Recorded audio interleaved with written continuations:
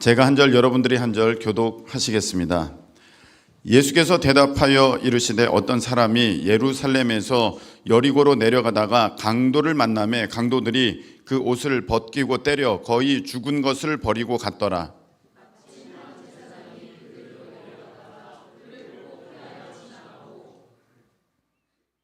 또 이와 같이 한 레위인도 그곳에 이르러 그를 보고 피하여 지나가되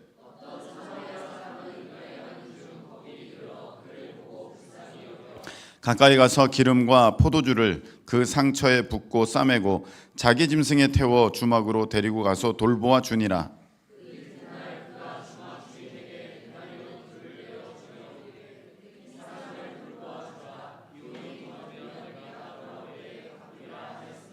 네 생각에는 이 세 사람 중에 누가 강도 만난 자의 이웃이 되겠느냐? 이르되 자비를 베푼 자니이다. 예수께서 이르시되 가서 너도 이와 같이 하라 하시니라. 아멘. 자, 이 시간에는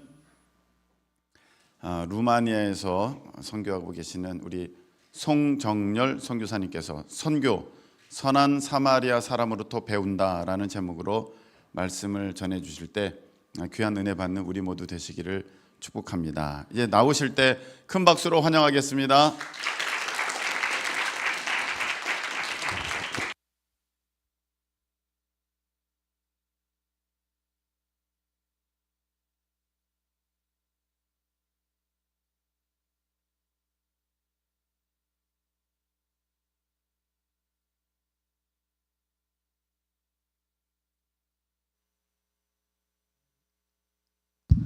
할렐루야. 제가 큰 기쁨 교회만 오면 에너지를 듬뿍 받는 것 같아요. 여러분들을 통해서 제가 힐링을 얻고 그리고 가는 것 같아서 여기만 오면 좋습니다. 여러분들께 감사드리고요. 오늘 제목이 선교 선한 사마리아 사람으로부터 배운다입니다. 따라서 해보실까요?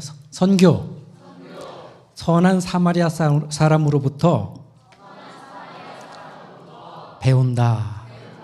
누구한테 배운다고요? 선한 사마리아 사람. 네. 목사님으로부터 담임 목사님으로부터 오늘 말씀 부탁을 받고 사실은 고민을 했습니다. 어떤 본문으로 그리고 어떤 말씀을 나눌까. 이번에 저희가 한국에 나왔지만 교회들 방문을 거의 하지 않았어요. 왜냐하면 여러분들 기도해 주시는데 작은 딸이 심각한 우울증으로 고생을 하고 있고 치료 때문에 잠시 나왔고 그래서 딸아이 치료에 집중을 하자. 그래서 저희 파송교회를 제외하고는 교회 방문을 하지 않았는데 목사님께서 부탁을 하셔서 큰 기쁨 교회는 간다. 왜냐하면 내가 힐링을 받고 에너지를 받고 그리고 이제 다음 주 월요일 날 출국을 하거든요. 그래서 여러분들로부터 영적인 힘을 받고 그리고 가서 열심히 사역을 해야겠다 생각을 해서 네, 오겠습니다. 답을 드렸고 그래서 오늘 본문을 택하게 되었습니다. 저는 굉장히 낯선 환경이든지 그리고 성격도 굉장히 내성적이고 그런 성향의 사람이었어요. 사실은 지금도 그렇고요. 근데 하나님께서 만져주신 거죠. 지난주에 저의 예수님을 만나기 이전에 성격을 정확히 집어준 친구들이 있는데 지난주에 초등학교, 중학교 이제 동창들을 만나게 됐어요. 이 친구들은 교회 다니지 않고 술을 좋아하고 이런 친구들인데 몇 년 전부터 이제 이 친구들 만나면서 교제를 하기 시작을 했는데 지난주에 3명의 친구들을 만났어요. 근데 이 친구들이 몇 년 전에 이제 정말 오랜만에 저를 만나고 제가 목사가 되고 선교사가 됐다는 이야기를 듣고 이 친구들도 깜짝 놀랐지만 이제 동창 모임이 있었다고 그래요. 그 모임에 가서 친구들에게 정렬이가 목사가 됐대. 그랬더니 거기 나온 친구들이 다 깜짝 놀랐다는 거예요. 왜냐하면 저는 굉장히 내성적이고 그리고 말을 많이 하지 않는 그런 사람이었거든요. 그래서 한 친구가 그러더래요. 아니 어떻게 정렬이가 목사가 돼? 그 친구 우리 모임에서 모임을 하면 하루 종일 같이 있어도 세 마디 하면 잘하는 많이 말을 하는 친구인데 그런 친구가 어떻게 목사 말을 많이 해야 되는 거 아니야? 그러면서 굉장히 의아해하고 깜짝 놀랐다고 합니다. 정말 제가 그랬어요. 낯선 환경, 새로운 사람들 만나는 거 힘들어하고 그리고 부담스러워하고 말 많이 하는 거 못하고 뭐 그랬던 사람인데 소위 숫기도 없고 그리고 낯가림도 심하고 그런 사람이었죠. 그리고 여기에 플러스 저는 입맛도 굉장히 까다로운 사람이었습니다. 그런데 선교사가 된다? 말이 안 되는 거죠. 그리고 전 굉장히 병약한 사람이었어요. 그래서 늘 어린 시절에 약을 쥐고 살았었어요. 그래서 저희 어머니가, 그러니까 아내가 여기 오늘 이제 같이 왔는데 아내가 저를 만나고 결혼을 결심을 하고 이제 첫 인사를 드리러 갔단 말이에요. 저희 어머니가 아내에게 첫 마디가 뭐였냐면, 아이고, 너 고생 많이 하겠다. 이거였어요.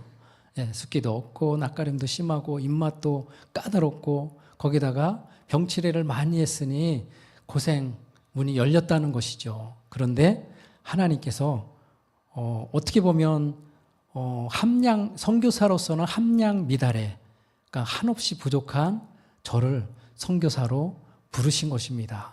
부르시고 하나님이 그냥 방치하신 것이 아니라 하나님이 다듬어 가신 것이죠. 저의 연약한 부분은 하나님께서 만져주시고 그리고 또 회복시켜 주시고 또 저의 약점은 약점대로 또 사용하시고 숨어있던 제 안에 숨겨져 있던 강점들을 또 하나님께서 드러내셔서 그 강점들을 통해서 당신의 선교인 선교를 감당하게 하셨습니다.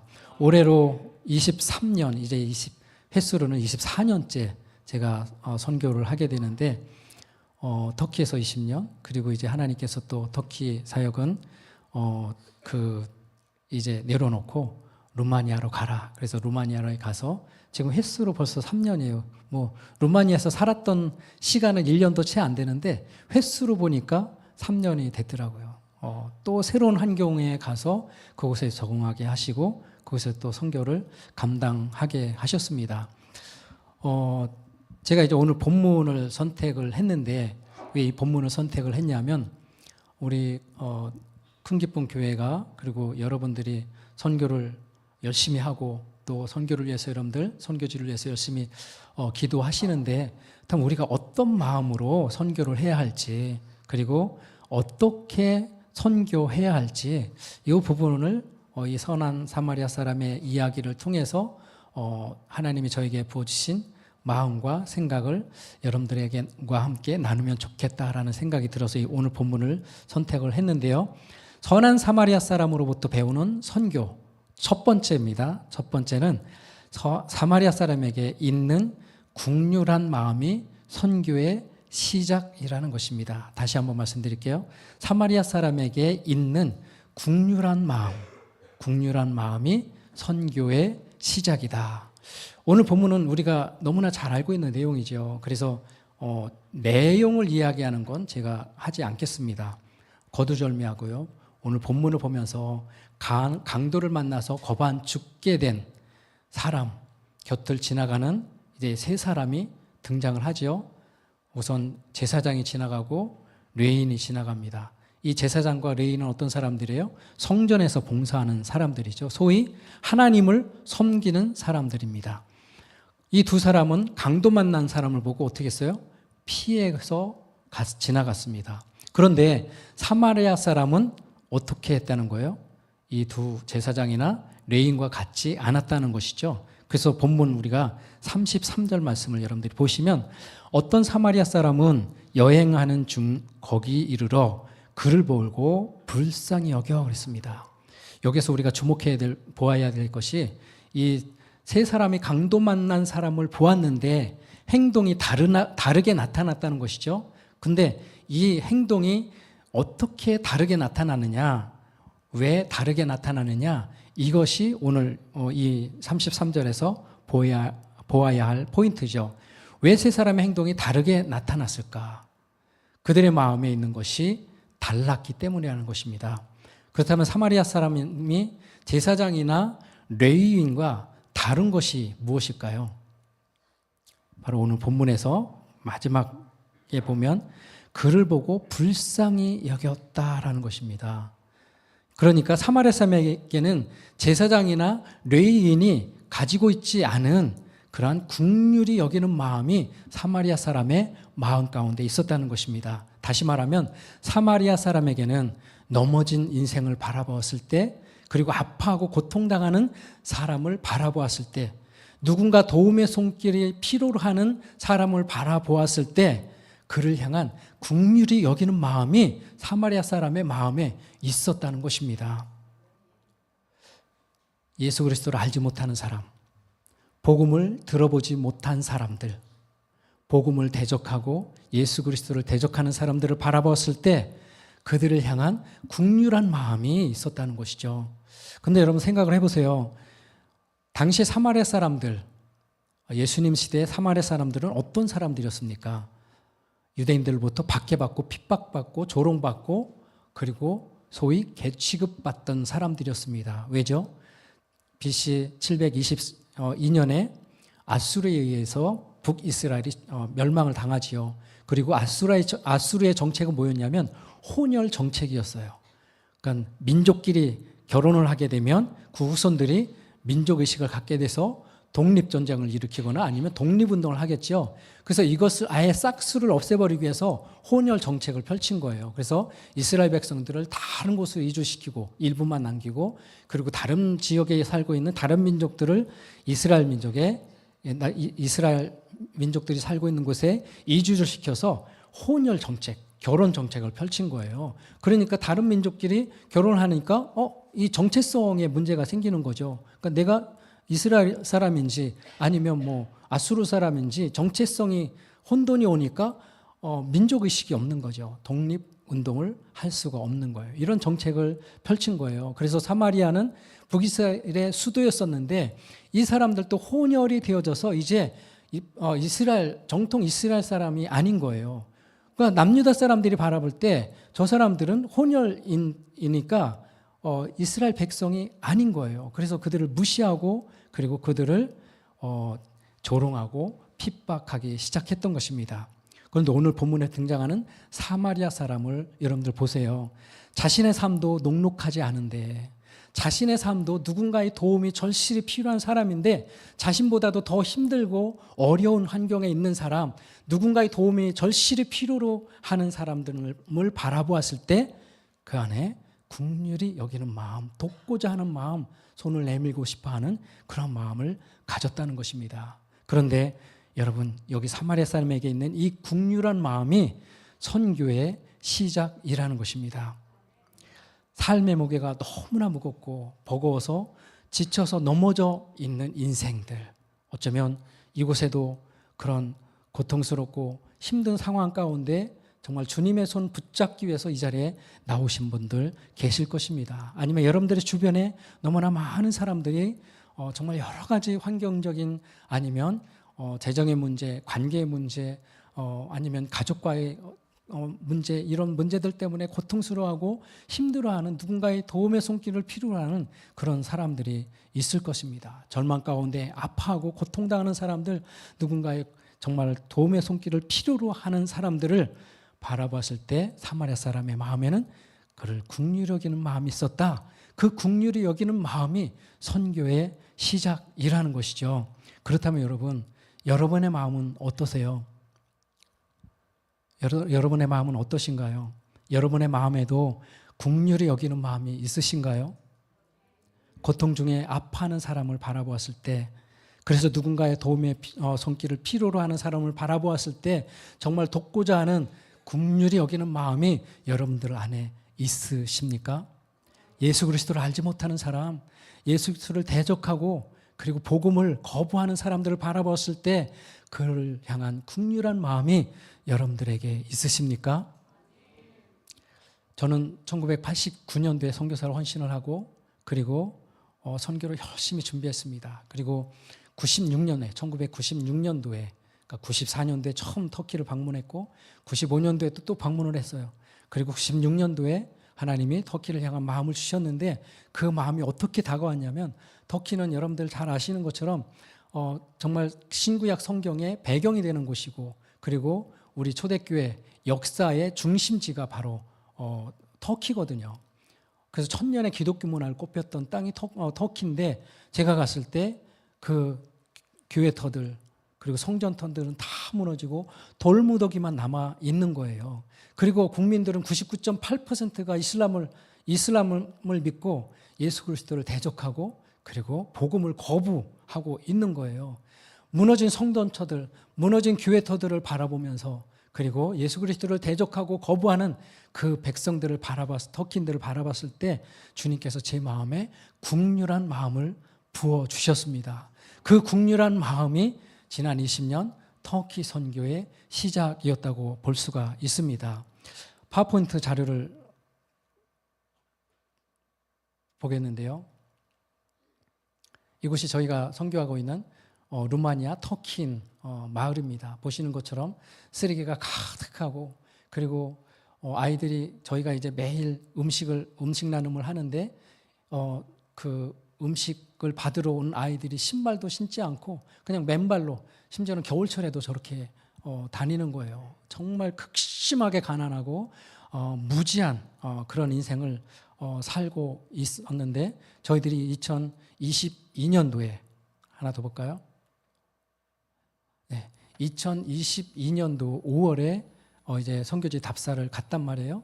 그때 갔을 때 저 상황들을 환경들을 바라보고 저와 아내의 마음에 특별히 아내의 마음에 아내는 저기 가고 싶지가 않았었어요.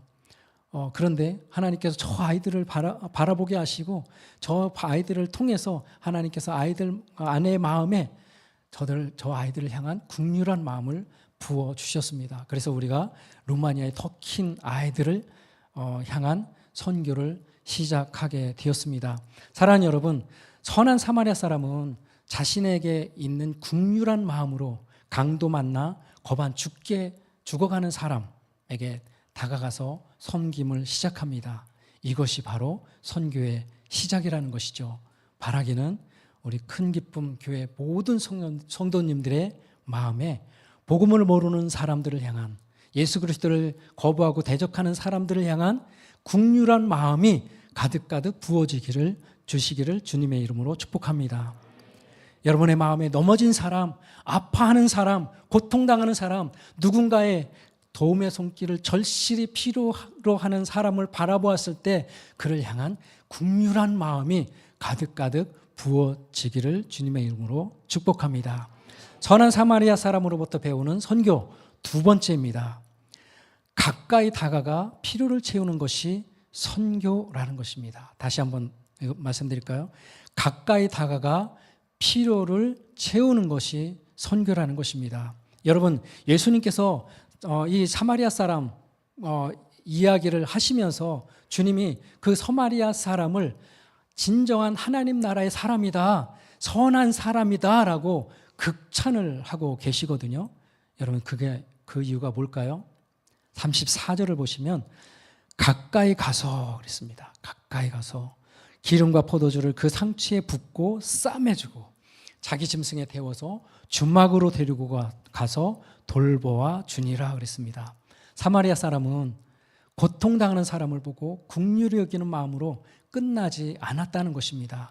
자신의 삶도 녹록하지 않은데 자신의 삶도 누군가의 도움의 손길이 필요로 하는 그러한 인생인데 자기보다도 더 힘든 상황에 놓여 있는 자기보다도 더 고통스러운 사람을 바라봤을 때 국률한 마음을 갖게 되었고 그 국률한 마음으로 끝나지 않았다는 것이죠. 성경에 보면 강도 만나 죽어가는 사람에게 다가갔습니다. 가까이 다가갔다고 그래요. 가까이 다가갔다. 여러분, 누구든지 그 어려운 사람, 힘든 사람, 그리고 고통 중에 있는 사람 바라보면 안타까운 마음이 생기죠. 그죠? 안타까운 마음이 생기는데 정말 실제로 요즘 텔레비전에서 가끔씩 그 의인이라고 나오더라고요. 엊그저께도 고등학생 1학년인데 어느 식당 아저씨가 자전거를 타고 가다가 150만 원인가요? 돈을 그냥 흘리고 갔어요. 근데 이 친구가 이 친구도 갈등을 했더라고요. 근데 경찰서에 가지고 가서 신고를 해줬어요. 그런 사람을 의인이라고 하지요. 많은 사람들이 국률한 마음, 안타까운 마음, 그런 마음은 같습니다. 그런데 가까이 다가가서 실제로 그 사람의 필요를 확인하고 그리고 그 사람의 필요를 돕는, 채우는 그런 사람은 사실 많지 않습니다. 여러분, 사마리아 사람에게 있는 국률한 마음, 이것이 우리의 선교의 시작이라면 사마리아 사람처럼 도움이 필요한 사람에게 가까이 다가가서 그 사람의 필요를 확인하고 그리고 그 필요를 채워주는 것, 상처를 싸매주고 치유해주고 돌보아주는 것이, 이것이 하나님이 기뻐하시는 선교라는 것입니다. 여러분, 주위에 고통당하는 사람, 아파하는 사람, 누군가의 도움이 손길을 필요로 하는 사람, 그 사람을 바라봤을 때 여러분들 마음에 국률한 마음이 부어졌고, 그렇다면 이제 실제적인 선교는 그 사람에게 가까이 다가가는 것입니다. 그리고 그 사람의 필요가 무엇인지 확인을 하고 그리고 도움의 손길을 내미는 것, 그리고 그 필요를 채워주는 것, 그것이 이제 실제적인 선교라는 것입니다. 그런데 여기서 말씀드리고 싶은 것은, 한 가지 말씀드리고 싶은 것은, 여기서 말하는 필요라는 것은 도움을 주는 사람의 필요가 아니라 도움을 필요로 하는 사람의 필요라는 것입니다. 이것을 선교에 접목을 해보면 우리 큰기쁨 교회도 단기 선교를 많이 나가시죠. 안 나가시나요? 나가시죠. 단기 선교도 나가고, 저희는 23년째 이제 선교에서 사역을 하는데, 제가 23년 선교를 하면서 제 선교 철학이 있어요. 철학이 3가지가 있는데 그 중에서 첫 번째가 뭐냐면, 현장 선교지의 필요를 위한 선교를 해야겠다, 그겁니다. 당연히 제가 선교를 12년 동안 준비를 하고, 그리고 나름대로 이슬람에 대해서도 공부를 하고, 그리고 신학을 하고 사람들을 가르치고, 그리고 사람들에게 그 사람들에게 필요하든 않든 내가 준비한 것을 그 사람들에게 베풀어 줄 수 있고, 그리고 그것을 통해서 내가 선교를 한다고 말할 수 있지만, 이것은 진정한 선교가 아니라는 것이 제 생각입니다. 어떤 것이 진정한 선교냐면, 내가 아무리 많은 것을 가지고 있고 내가 아무리 많은 것을 배우고 준비하고, 그리고 그렇다 하더라도 현장에서 내가 가지고 있는 것을 필요로 하지 않는다면 이것을 다 버릴 수 있어야 된다는 것입니다. 현장이 다른 것을 필요로 한다면 그 필요를 채우는 것이 선교지, 내가 이만큼 가지고 있으니까 이걸 베풀어주고 이걸 통해서 내가 일을 할게, 이것이 선교가 아니라는 것입니다. 여러분들의 단기 선교도 마찬가지로 여러분들이 나가는 선교지의 필요가 무엇인지를 확인을 하고 파악을 하고, 그 선교지에서 요청하는 것을 여러분들이 잘 준비해서 간다면 그것을 통해서 하나님 기뻐하시는 선교가 될 것이고, 그것을 통해서 하나님께서 큰 열매를 맺게 하실 줄로 믿습니다. 파워포인트 또 열어주시겠어요? 열려져 있구나. 네, 여러분들이 목사님께서 그 말씀을 하셨어요. 이 뱅기수 자매를 위해서 이 좀 도움의 손길을 전하고 싶다라는 말씀을 해주셨어요. 뱅기수는 어떤 친구냐면, 저희가 터키에서 선교를 할 때, 캠프 사역을 하고 할 때, 어릴 때 꼬마였을 때 캠프에 참석하고, 그래서 어린 시절에 캠프에 참석해서 도전을 받은 친구예요. 나도 선생님들처럼 교사가 돼서, 그래서 나도 다음 세대들을, 어린아이들을 섬기고, 그리고 예수님 하나님의 말씀을 가르치는 사람이 되어야 되겠다, 이런 마음을 품은 친구예요. 그리고 저희 디모데 어린이협회와 를 통해서 이제 그 훈련을 받게 되었고, 특별히 아내의 제자거든요. 이 친구가 그래서 아내가 이제 율동 찬양을 막 인도하는데, 아내를 통해서 훈련하고 배워서 아내와 함께, 우리가 터키에 있을 때 아내와 함께 캠프할 때 앞에서 이제 율동 찬양을 하고 아이들을 가르치고 그랬던 친구인데, 저희들이 갑자기 추방을 당하고 나서 이 뱅기수가 아내의 자리에서 캠프 사역을 어린이 찬양과 그리고 율동 찬양을 인도하고 또 그 율동 찬양 동영상을 만들어서 유튜브에 띄우거나 아니면 자료를 만들어서 교회들에게 보급하는 그런 일을 한 그런 귀한 친구입니다. 그런데 이 친구의 아버지가 지난주에 갑자기 심장마비로 쓰러져서 소천하셨어요. 뱅기수가 지금 대학을 다니다 중퇴를 하고 가정 형편 때문에 중퇴를 하고 이제 아르바이트를 하면서 가족 생계를 돕고 있는데 아버지까지 돌아가시게 되면서 굉장히 어려운 상황에 있는데 목사님께서 이 뱅기수 자매를 위해서 도움의 손길을 좀 나누고 싶다 이런 말씀을 했을 때 제가 굉장히 감사하고 기쁘고 그리고 감동을 받았습니다. 무슨 말을 하고 싶으냐면 큰 기쁨 교회가 준비된 교회라는 생각이 들었습니다. 목사님에게 그런 마음을 주셨다면 여러분들 안에도 동일한 마음이 부어졌을 것이라는 그런 생각이 들고 뱅기수가 정말 고통스럽고 힘든 상황에 있는데 누구든지 안타까운 마음 그리고 그 아파하는 마음이 있지요. 근데 우리 큰 기쁨 교회가 뱅기수를 위해서 그냥 아파하고 그리고 안타까운 마음만 갖는 것이 아니라 실제적으로 도움의 손길을 내미는 그러한 일을 하신다는 말씀을 들었을 때 제가 큰 감동을 받고 감사한 마음을 가졌습니다. 여러분들이 그런 교회에 정말 일원으로 하나님을 섬기고 있다는 것에 대해서 자부심을 가지시고 그리고 하나님께 감사하시는 여러분들이 되어주시기를 바랍니다. 사랑하는 여러분, 선교는 국률한 마음을 가진 사람이 도움을 필요로 하는 사람에게 가까이 다가가서 그 필요를 확인하고 그 필요를 채우는 것이 선교라는 것인데 우리 큰 기쁨 교회가 선교제의 필요를 파악하고 그 필요를 채우는 선교, 하나님이 기뻐하시는 선교를 감당하는 교회가 되어주시기를 주님의 이름으로 축복합니다.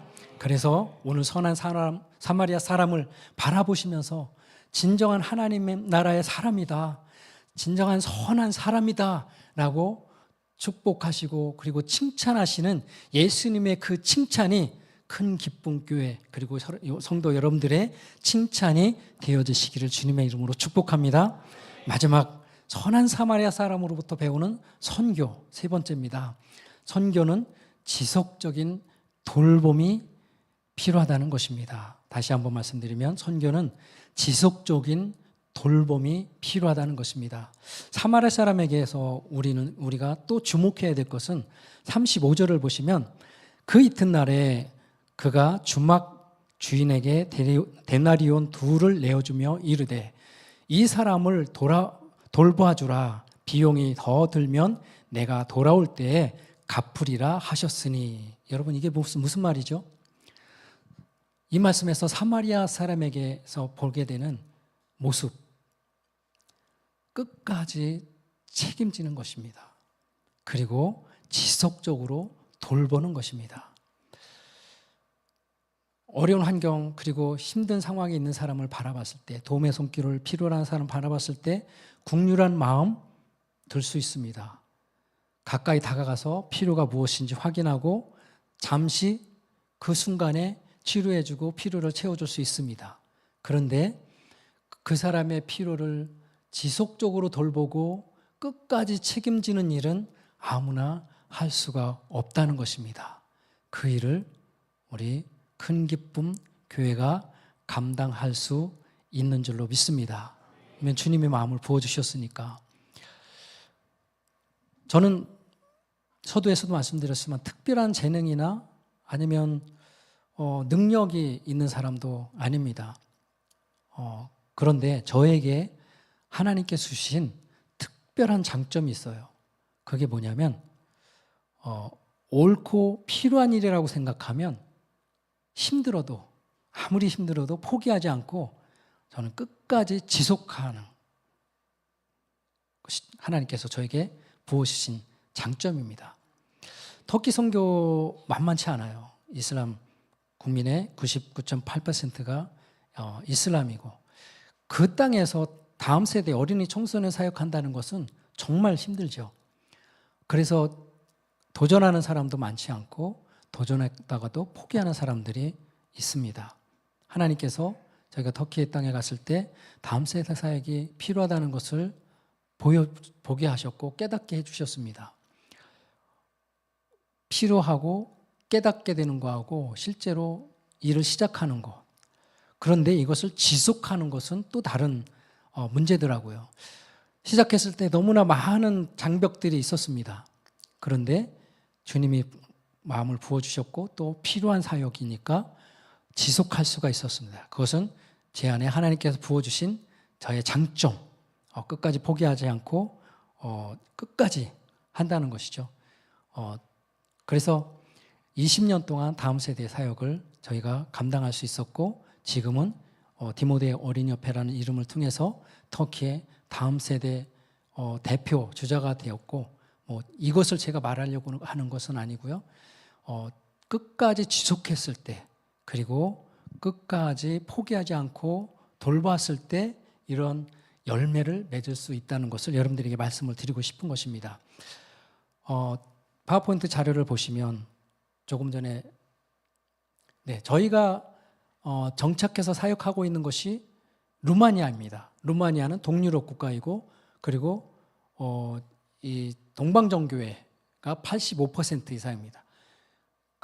우리가 일반적으로 이해하는 것은 유럽에 있는 국가들은 대부분 기독교 국가라고 이해를 하고 계시죠. 루마니아도 마찬가지입니다. 그런데 저희가 정착한 지역은 저게 뭔지 아십니까? 이슬람 사원이에요. 저희가 정착한 지역에 터키인들이 많이 살고 있는데 터키인들은 오스만 시대 때 이곳에 이주를 해서 정착을 해서 살면서 자신들의 문화, 자신들의 공동체를 형성하면서 지금까지 살아왔어요. 그게 바로 이슬람 공동체거든요. 그래서 지금도 이곳에는 이슬람 사원이 여러 개가 있고 지금 제일 밑에 사진은 뭐냐면 2000석 되는 1500석에서 2000석 되는 새로운 이슬람 사원을 지금 짓고 있어요. 어쩌면 지금 거의 완공이 되어 있을 거예요. 유럽에서 그런 일이? 영국이 막 이슬람화되어지고 프랑스가 이슬람화되어지고 그런 이야기는 들었지만 동유럽에 저런 이슬람 사원들이 줄비하고 그리고 새로운 사원들이 세워지고 이슬람 선교사들을 발굴을 해서 서유럽에 선교사를 파송하고 그런 지역이 바로 저희가 정착한 지역이라는 것이죠. 이들은 이슬람의 좋은 풍습에 의해서 아이들이 13살, 14살만 되면 결혼을 시켜요. 그래서 14살 되면 애들이 임신을 하고 애를 낳고 그러다가 16살 되면 이혼하고 막 이런 일들이 비일비재한 거예요. 그리고 부모 세대들이 교육 혜택을 받지를 못했어요. 이슬람 공동체를 유지하다 보니까 공교육은 기독교 교육이거든요. 정교회 교육이다 보니까 학교를 안 보내는 거예요. 이것이 수백 년째 지속되다 보니까 고착화되어졌고 그래서 부모 세대가 학교를 가지 않고 배우지 않았으니까 자녀 세대들에 대한 교육도 무관심한 거예요.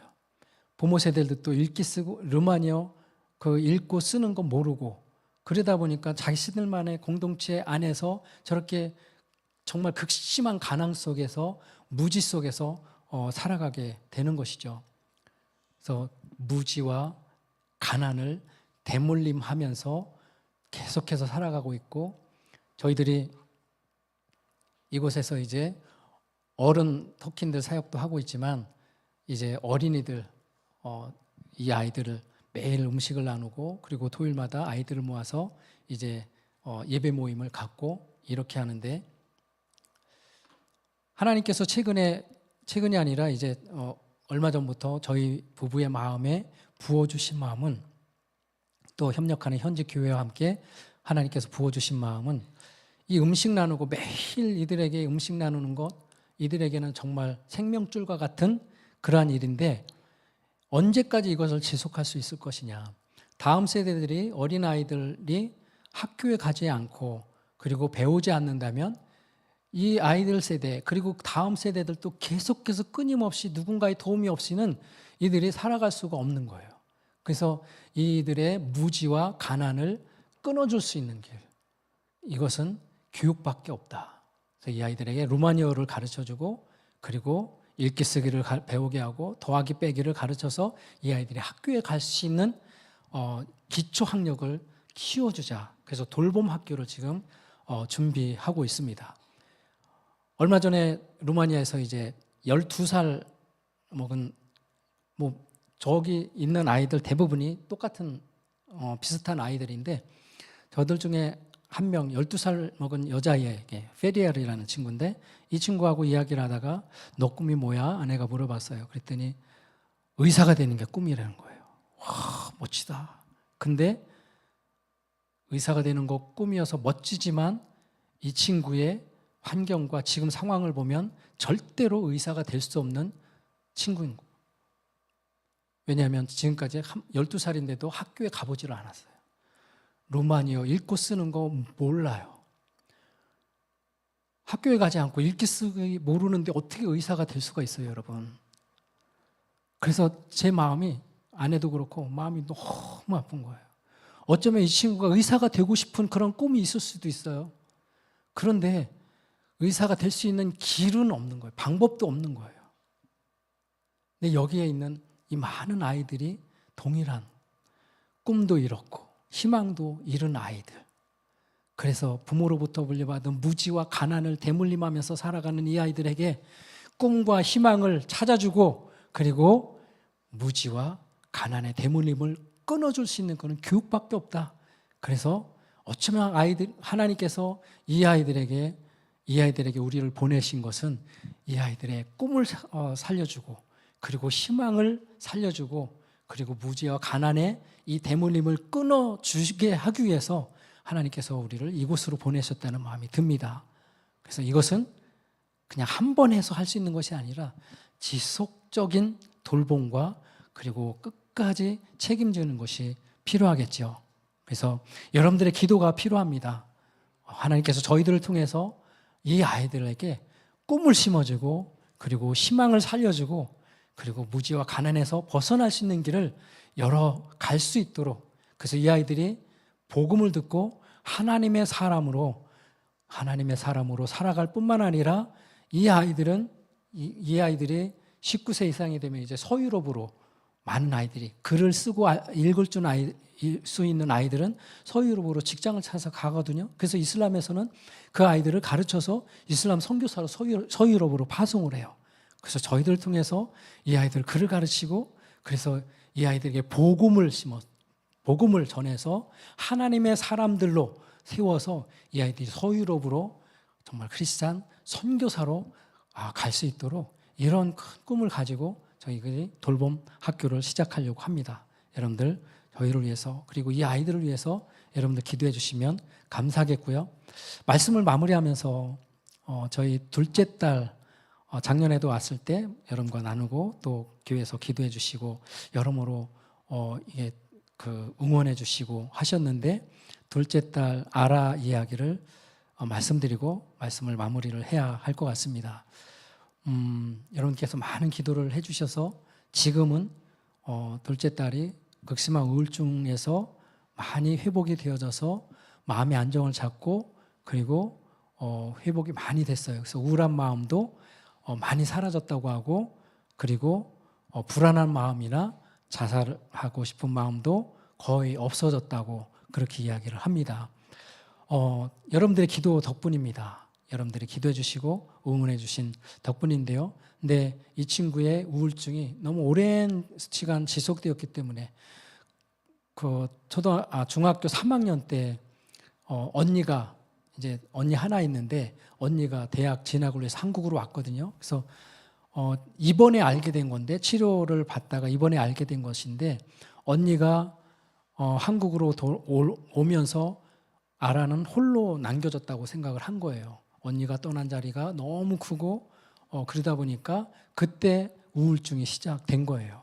그때는 심각하지는 않았지만 우울한 마음이 찾아왔는데 아라도 스스로도 몰랐던 거예요. 이게 우울증인지. 그런데 1년 만에 저희가 추방이 돼서 아라는 본인이 남겠다고 해서 터키에 홀로 남겨졌고 저희는 추방이 돼서 한국으로 들어왔잖아요. 그러니까 가뜩이나 언니 아빠가 떠나고 홀로 남겨진 자리 때문에 우울증이 시작됐는데 그 후에 이제 엄마 아빠마저도 없이 홀로 남겨지니까 이 우울증이 극심하게 찾아왔고 매일 밤 숨도 못 쉬고 공황장애나 이런 것들로 고통스러운 시간들을 보낸 거죠. 그러다가 고등학교를 졸업하고 이제 2022년 6월에 한국에 왔는데 저희는 9월에 또 루마니아로 떠나게 된 거예요. 그러니까 아라는 세 번의 고통스러운 경험을 하게 된 거죠. 홀로 남겨짐. 그래서 정말 너무나 장시간 홀로 남겨짐의 두려움과 공포 속에 있었고 그로 인해서 우울증이 장시간 어떻게 보면 방치되었었던 것이죠.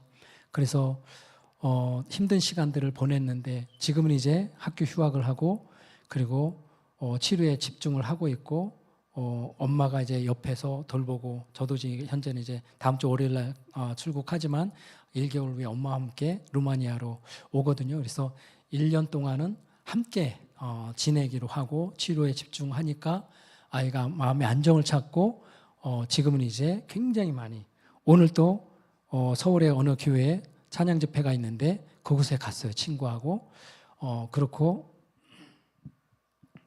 어쨌든 그 딸이 원래는 굉장히 밝고 그리고 말도 많고 그리고 늘 제잘거리고 그랬던 친구거든요. 그래서 아이가 많이 회복이 되니까 집이 시끄러워졌어요. 하루 종일 노래를 불러요. 아멘이죠. 하루 종일 노래 부르고 막 춤추고 그리고 재롱을 부리고 그런 거예요. 막 이 몇 년 동안 엄마 아빠 앞에서 하지 못했던 그런 재롱이나 이런 것들을 지금 막 그 한국 나이로 20살인데 16살 그 소녀처럼 엄마 아빠 앞에서 자랑을 부리고 막 그러는 거예요. 저희는 다 받아주고 너무 감격하고 기쁘고 왜냐하면 지난 1년 동안 저희는 하루에 몇 번씩 롤러코스터를 탔거든요. 아라가 그 전화하거나 카톡을 보내면 답이 없으면 막 추락하는 거예요.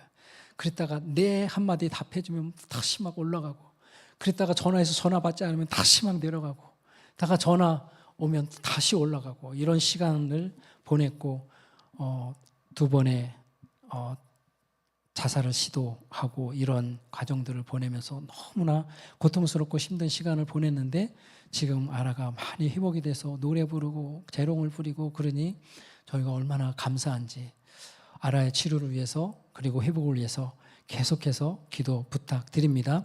말씀을 마무리하면서 선한 사마리아 사람으로부터 배우는 선교 첫 번째 국률한 마음이 선교의 시작이란 말씀을 드리고 싶습니다. 저와 여러분 안에 넘어진 인생, 아파하고 고통당하는 사람을 바라봤을 때 예수 그리스도를 알지 못하고 예수 그리스도로 복음을 거부하는 사람들을 바라봤을 때 정말 긍휼을 여기는 마음이 부어지기를 주님의 이름으로 축복합니다.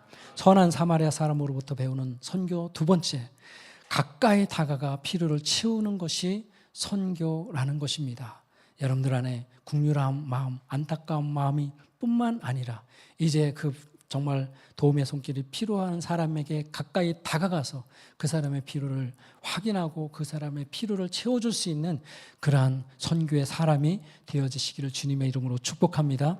선한 사마리아 사람으로부터 배우는 선교 세 번째, 지속적인 돌봄, 끝까지 책임지는 선교가 하나님 기뻐하시는 선교라는 것을 말씀을 드리고 싶습니다. 선교는 선교지의 필요를 위해서 지속적으로 감당을 해야 합니다. 그리고 끝까지 책임지는 선교를 해야 합니다. 그럴 때 하나님께서 기뻐하시고 그것을 통해서 하나님께서 열매 맺게 하시는 줄로 믿습니다. 우리 큰 기쁨 교회를 통해서 하나님께서 하나님 기뻐하시는 귀한 선교를 이루어가시는 그러한 우리 교회가 되어지기를 주님의 이름으로 축복하고 그리고 그래서 하나님께서 예수님께서 선한 사마리아 사람에게 정말 이 사람이야말로 진정한 하나님 나라의 사람이다. 진정한 선한 사람이라고 칭찬하신 그 예수님의 칭찬이 여러분의 칭찬이 되기를 그리고 큰 기쁨 교회의 칭찬이 되어지기를 주님의 이름으로 축복합니다. 우리 찬양, 사명 찬양하시고 우리가 기도하기를 원하는데요. 함께 기도하기를 원하는데 우리가 이렇게 기도했으면 좋겠습니다. 하나님, 오늘 밤 제 마음에, 내 안에 정말 복음을 모르는 사람을 향한, 예수 그리스도를 거부하고 대적하는 사람을 향한 국률한 마음을 저에게 부어주세요. 내 주변에 고통당하고 아파하는 사람을 바라봤을 때, 그리고 누군가의 도움의 손길을 필요로 하는 사람을 바라봤을 때 그 사람을 향한 국률한 마음을 저에게 부어주세요.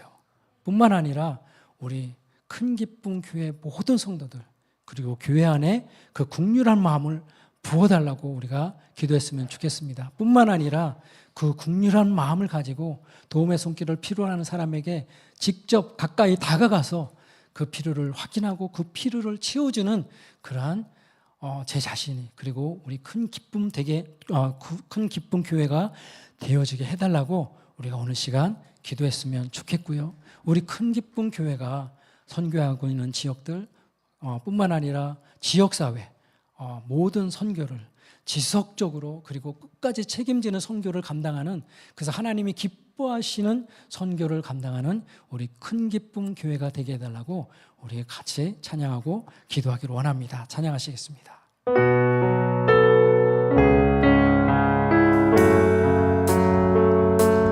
주님이 홀로 가신 길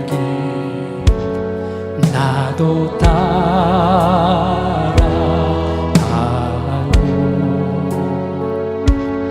모든 물과 피를 흘리신 그 길을 나도 가오. 험한 산도 나는 괜찮소. 산도 나는 괜찮사오에 바다 끝이라도 나는 괜찮소. 죽어가는 저들을 위해 나를 버리길 마. 우리 다시 한번 찬양합니다. 주님이 홀로 가신 그 주님이 홀로 가신 그 길 나도 따라가고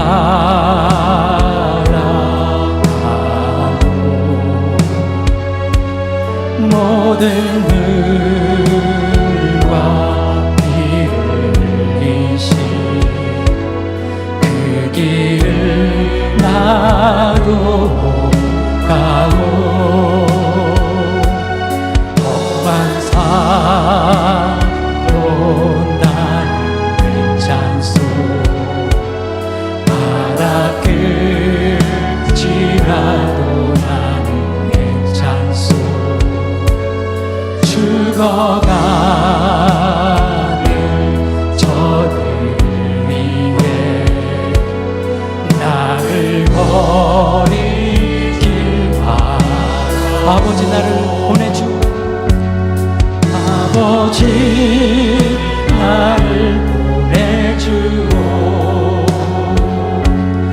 나는 달려가겠소.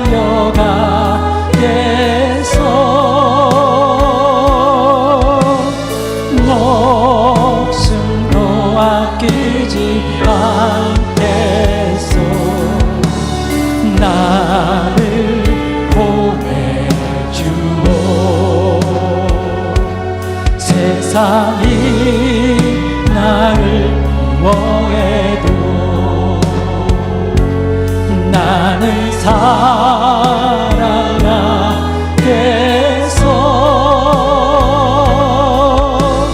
세상을 구원한 십자가 나로 따라가오. 생명을 버리면서까지, 생명을 버리면서까지 나를 사랑한 당신, 나를 사랑한 당신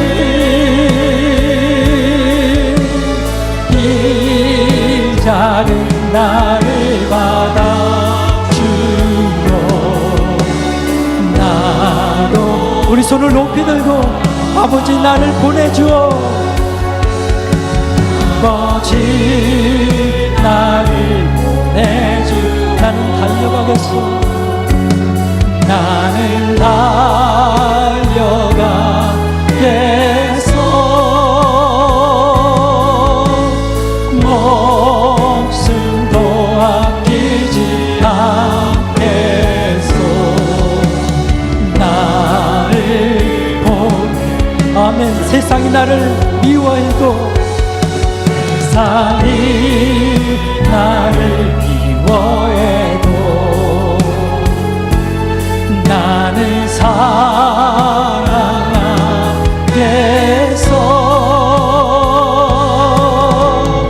세상을 구원할 십자가 나도 아멘 그렇습니다 주 생명을 버리면서까지 생명을 버리면서까지 나를 사랑한다시 나를 사랑한 당신 이 작은 나를 보아주고 나도 사랑하고 세상이 나를 미워해도 나는 사랑하겠소